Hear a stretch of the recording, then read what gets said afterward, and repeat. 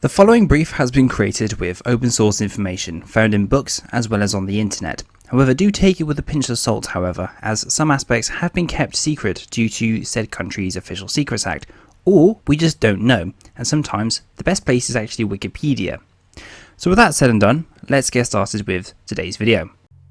The Type 051 Bravo, or Luhai, would be the successor class to the Type 052 Luhai class destroyers, which we covered in last week's video. There is a link in the video description, but to get a gist of it, those ships were essentially a technology demonstration class. Our story begins around the mid-1990s. China was looking to become a blue water navy and increase its number of warships, as well as their lethality, as well as combat effectiveness. The Chinese government would order a single experimental vessel in this class, the Shenzhen. This would not be laid down until May of 1996 at the TheShipYard. She would be 6,100 tons, be 155 meters long, 17.2 meters wide, and have a draft of 6 meters.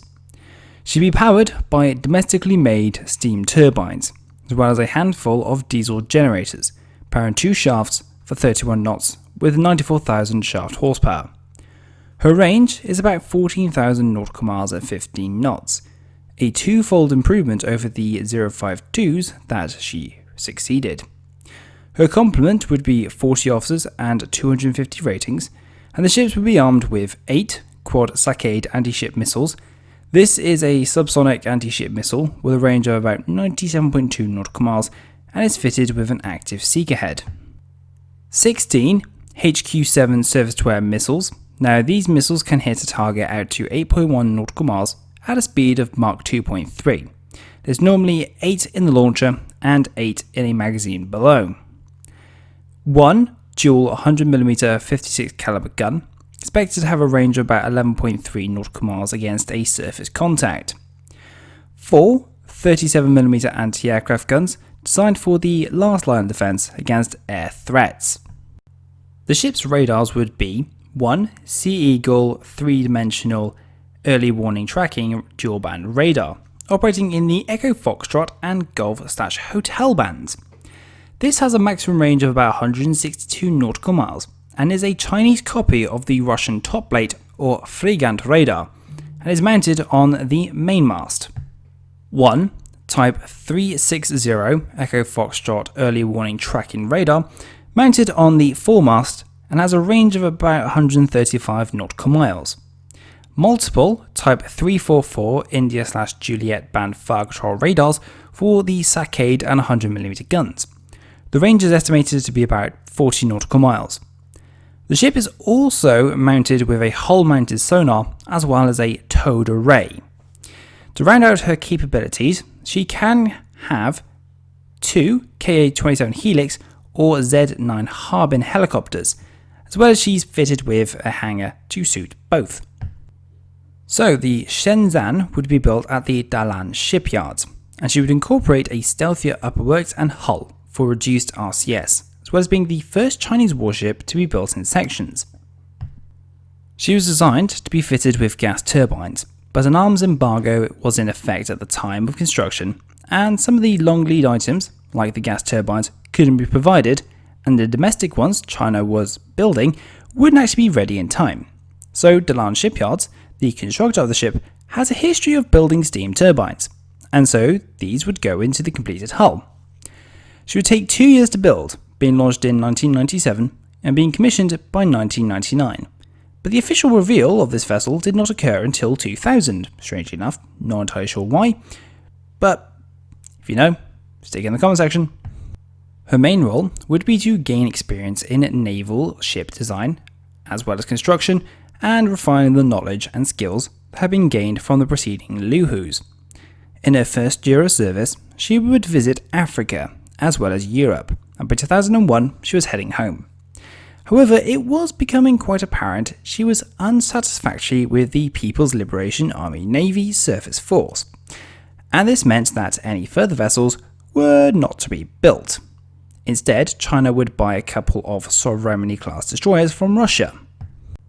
She would continue to gather data on the ship's systems as well as her performance, as well as taking part in a few patrols of the South China Sea. Now, by 2004, she would receive a refit, and so the original 100mm gun and the HQ-7 surface-to-air missile system was replaced by newer models. In the intervening years between 2004 and 2015, she would take part in several NEF patrols, or Naval Expeditionary Force patrols. And this happened in the Gulf, conducting anti-piracy operations for Chinese-flagged vessels. She would form the flagship of these task groups, but not much is actually known or what happened in these deployments, but they would roughly last for a maximum of 6 months. By 2015, images appeared on the internet showing that she was actually in dry dock for a midlife refit, and this would last about a year roughly. The image of this refit showed the 4 37mm guns being replaced by the Type 1130 close-in weapon systems, one per side. The HQ-7 surface-to-air missile system had been replaced by 32 vertical launch HQ-16 surface-to-air missiles, with just under 20 nautical mile increased range on these missiles. The quarterdeck was enclosed, the radars were moved around. All in all, her capabilities were brought on par with the Type 054 Alpha frigates. But by August of 2016, she was out of dry dock and conducting shakedown cruises along with weapons trials. She would sail and take part in NEF patrols off the Gulf, as well as escort to the Chinese carrier Luhai until 2020, when in May, a picture emerged on the internet. This picture showed the Saccade anti-ship missiles had been replaced, one for one, with the new YJ-12 Eagle Strike 12 supersonic anti-ship missiles, giving her an increased kill line of about 102 nautical miles. Now, current open source intelligence suggests that the Shenzhen is currently in active service with the South Sea Fleet.